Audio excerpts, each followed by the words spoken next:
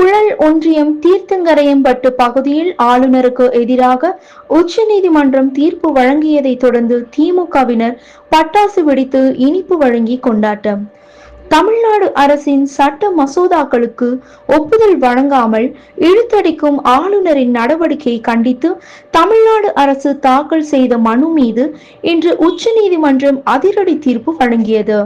இதில் ஆளுநருக்கு என சிறப்பு அதிகாரங்கள் ஏதும் கிடையாது எனவும், தேர்ந்தெடுக்கப்பட்ட அரசின் வழிகாட்டுதலின்படி ஆளுநர் செயல்பட வேண்டும் எனவும், அரசின் மசோதாக்களுக்கு முறையாக ஒப்புதல் வழங்க வேண்டும் எனவும் தீர்ப்பு வழங்கியுள்ளது. மேலும் ஆளுநர் ஜனாதிபதிக்கு அனுப்பி வைத்திருந்த 10 மசோதாக்கள் ஒப்புதல் அளிக்கப்பட்டதாகவும் உச்சநீதிமன்றம் தீர்ப்பு வழங்கியது. இந்த தீர்ப்பினை தொடர்ந்து சென்னை வடகிழக்கு மாவட்ட செயலாளர் மாதவரம் சுதர்சனம் ஆலோசனையில் புழல் ஒன்றியம் இளைஞர் அணி சார்பாக திமுகவினர் பட்டாசுகளை வெடித்து இனிப்புகளை வழங்கியும் கொண்டாட்டத்தில் ஈடுபட்டனர்.